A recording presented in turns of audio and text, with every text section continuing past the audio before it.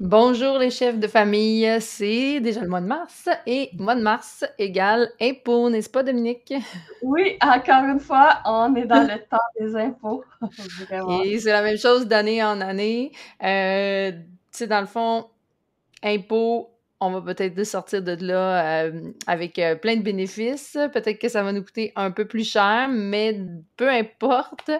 Justement, pour éviter justement que ça nous coûte trop cher, il faut quand même bien faire les choses. C'est un peu de ça dont tu viens nous parler aujourd'hui dans ta chronique, que tout n'est pas sur les feuillets. Ça vaut la peine d'avoir un bon préparateur d'impôts. Puis il y a plein de choses auxquelles on doit penser.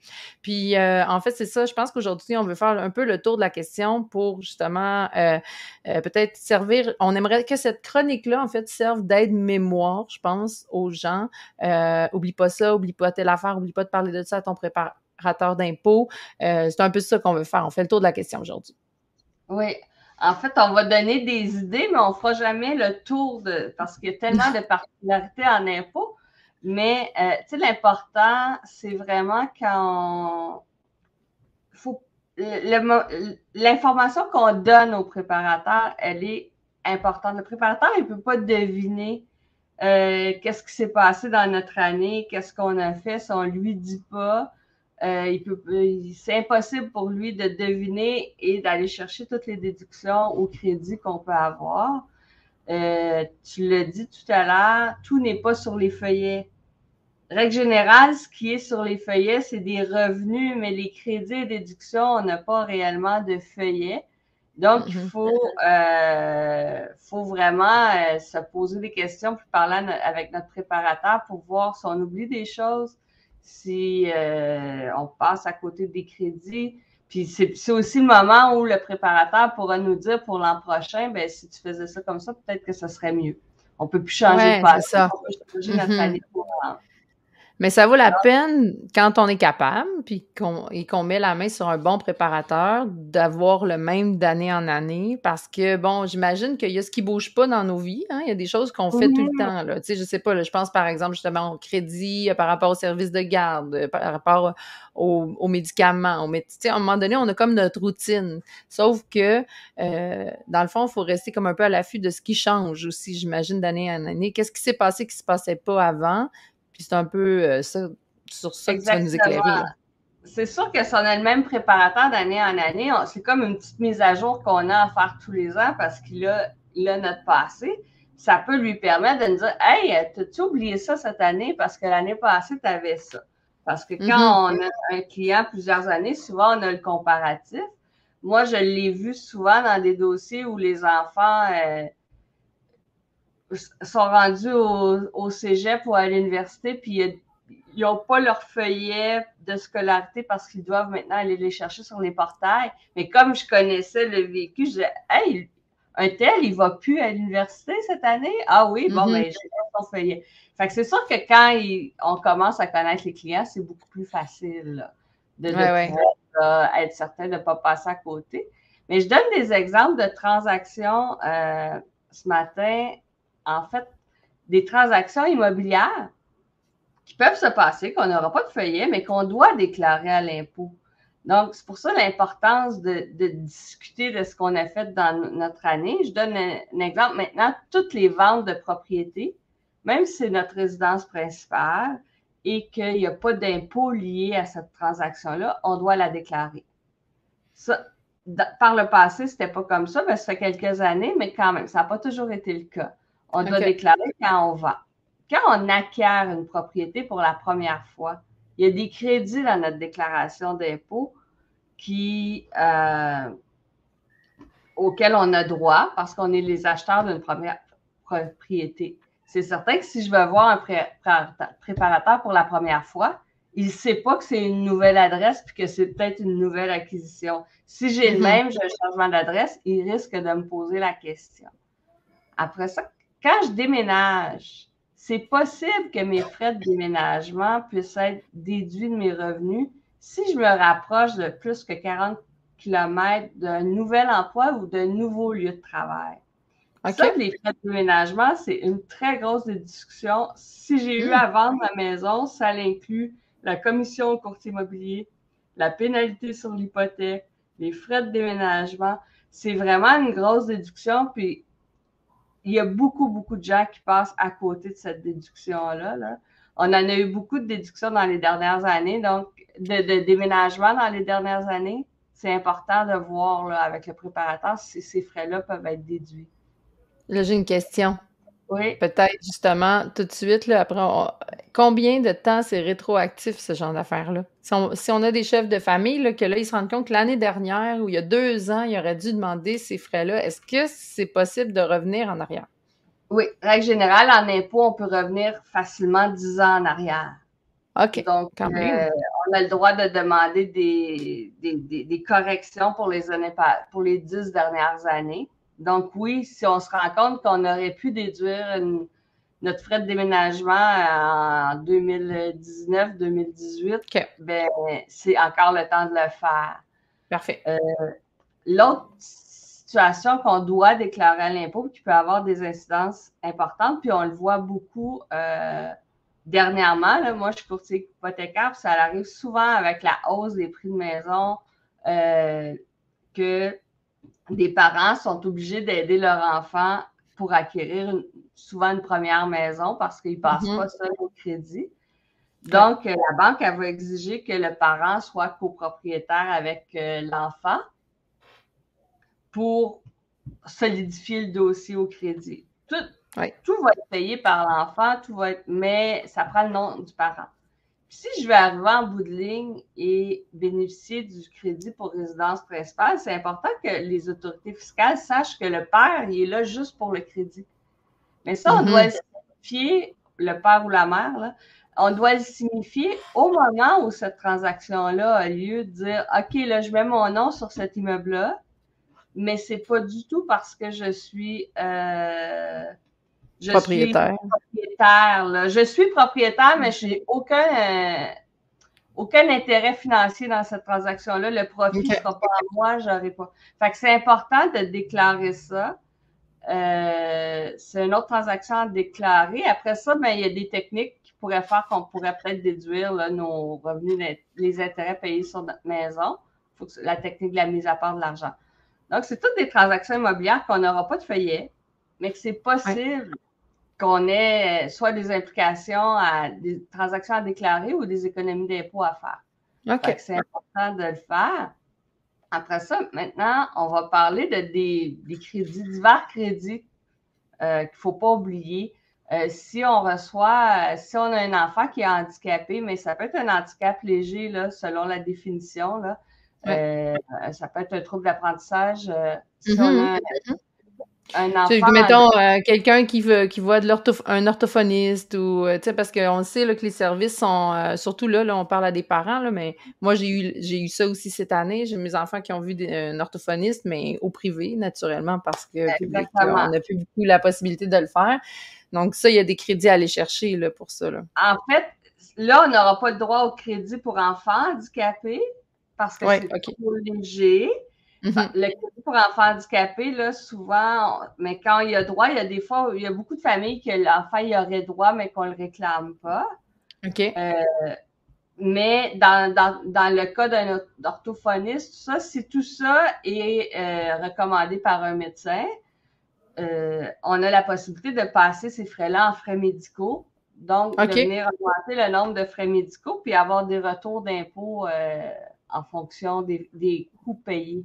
Les frais médicaux, c'est un autre crédit auquel je voulais parler parce que souvent, les gens négligent ce crédit-là, mais on en paie beaucoup les frais médicaux. Les assurances collectives qu'on paie à notre travail, c'en est... si c'est au travail, là, souvent la partie payée par l'employeur au Québec, ça va être un frais médicaux accessible. La partie que moi, je fais sur ma paye, si j'en ai au privé, toutes les assurances que je paie au privé qui sont relatives à la santé, ça en est. Quand j'envoie une réclamation à mon assureur, la partie qui ne me rembourse pas, c'est un frais médicaux pour ma déclaration de revenus. Bon, là, c'est qu'on a les dentistes, les lunettes et tout ça. Mais en fait, là, je me trompe-tu ou en gros, là, la mécanique derrière tout ça, c'est que tout ce que l'État t'a pas servi comme service médical ou autre, qui relève du privé en quelque sorte, ben là, il compense. C'est un Mais peu c'est ça. assez large, oui, c'est assez large. Ils Mais vont te compenser. Ça va avec les revenus de la famille. OK. Mais quand même, là, on réussit à aller chercher assez souvent des montants intéressants là, de retour d'impôt. Puis là, tout à l'heure, tu as parlé d'orthophoniste. Ben, on peut ajouter à ça là, même le tutorat. S'il y a un enfant du tutorat. L'important, c'est toujours d'avoir une requête d'un médecin ou d'un spécialiste là, qui recommande OK. une vérification. On a le traitement de l'infertilité si jamais il y a des gens qui ont des dépenses relatives à ça. Puis depuis 2023, on a, pour les impôts 2022, excusez, les frais pour les recours à une mère porteuse ou à un donneur de sperme, d'ovule ou d'embryon, qui sont aussi des frais qui peuvent être admissibles. Donc, c'est assez large là, comme crédit à demander. Ça vaut la peine de ramasser toutes les petites factures un peu à gauche et à droite parce qu'au total, ça donne un retour intéressant. Oui, c'est ça. C'est toutes les petites miettes. Il faut récupérer toutes les petites miettes puis faire le tour de nos dépenses pour voir qu'est-ce qui peut donner droit à un crédit d'impôt, Exactement. C'est souvent le cas en impôt. Ça ne sera pas une grosse économie d'un coup. C'est le cumul de toutes les petites économies dans notre déclaration qui va faire en sorte que on va diminuer notre facture d'impôt. Ça sera pas à coût de gros montants, mais quand on cumule toutes les petits pourcentages. Non, mais tu sais, je veux dire, quand on soit un petit 1000, 2000 $ même, tu sais, même ça, c'est comme ça qu'il faut le voir, là. C'est le fun. Après ça, il y a les contributions politiques, si on en a fait, qui peuvent être des crédits admissibles, les dons. Faut pas les oublier aussi. Souvent, on en fait au cours de l'année. On reçoit les petits feuillets, là, mais les petits reçus, mais on y Mettons qu'on achète une carte de membre pour un parti politique, ça, c'est quelque chose qu'on peut mettre là-dedans? Oui. Contributions politiques. Les activités des enfants, les frais médicaux. Donc, c'est tout ce cumul de les abonnements à des journaux numériques, comme l'abonnement là, à La Voix de l'Est ou Le Soleil, là, tout ça, quand on s'abonne, on peut aller chercher des crédits. Donc, c'est tout ça. Là. C'est certain que notre préparateur, là, souvent, il ne nous posera pas toutes ces questions-là. Ben non, il y a déjà des choses là, que je vais rajouter là, dans ma prochaine déclaration. Exactement. Puis, à part de ça, pour l'impôt, je dirais qu'en 2023, on en a déjà parlé, là, il y a l'avenue du CELIAC, mais ça va s'appliquer juste, mais il ne faut pas oublier ça là, comme option cette année, là, avant de prendre des REER, peut-être qu'on serait un bon prospect pour le CELIAC. Il ne faut pas oublier ça. Puis, il y a une petite nouveauté, le régime épargne-études, on en parle souvent. Mais il y a une nouveauté cette année là, qui a commencé en 2022, en fait, qui a commencé l'année dernière. C'est que les jeunes qui sont, je dirais plus probablement au cégep, parce que 18-21 ans, là, c'est cégep qui ont 18 ans à 21 ans, puis que leurs parents étaient des parents à faible revenu, là, sans nécessairement qu'ils connaissent là, les revenus de leurs parents de manière exacte. Ils peuvent, si les parents n'avaient pas ouvert de régime épargne-études pour eux, pour aller chercher le bon d'études canadien, le bon d'études canadien, c'est réservé aux familles à faible revenu, ils peuvent eux-mêmes ouvrir un régime d'épargne-études et demander au gouvernement rétroactivement le bon d'études canadien que leurs parents ont eu le droit de demander. Ah, ben donc, c'est bien ça. C'est vraiment le fun, c'est sûr que ça concerne beaucoup de jeunes. Fait que si vous avez des jeunes que souvent on sait là, si leurs parents étaient plus ou moins, ben ils peuvent faire la demande d'ouvrir le compte. Ils n'ont pas d'argent à débourser, puis ils pourraient recevoir jusqu'à 2000 $. Puis ça, le gros défi, je trouve que c'est vraiment le fun. Le gros défi, c'est que ces jeunes-là, souvent, quand c'est des parents à faible revenu, l'information se Ça rend pas. sera C'est pas, que si vous travaillez dans un domaine X, je sais pas, travail social ou vous travaillez dans des écoles secondaires ou des trucs comme ça, ben je pense que ce serait bien de ouais. commencer à informer les jeunes parce que c'est ça. C'est ça qui est dommage, c'est que c'est des beaux programmes, puis des fois, tu te dis, ben comment ils vont savoir, ces jeunes-là, que c'est En fait, possible? Qui va les... ça arrive très, très, très souvent que les programmes, il y a des programmes, mais ça ne se rend pas à l'individu qui peut le Mhm. réclamer. Là. Ils n'ont pas les Ouais. conseillers pour. Donc, si vous connaissez des jeunes, des fois, c'est peut-être des. Si vous avez de la proximité avec des jeunes, ça peut être des Mm. choses intéressantes là, à leur dire. Là, ben, peut-être que tu pourrais demander, puis tu aurais droit à 2000 $ là, c'est quand même un montant intéressant à aller Ah oui, chercher. ouais.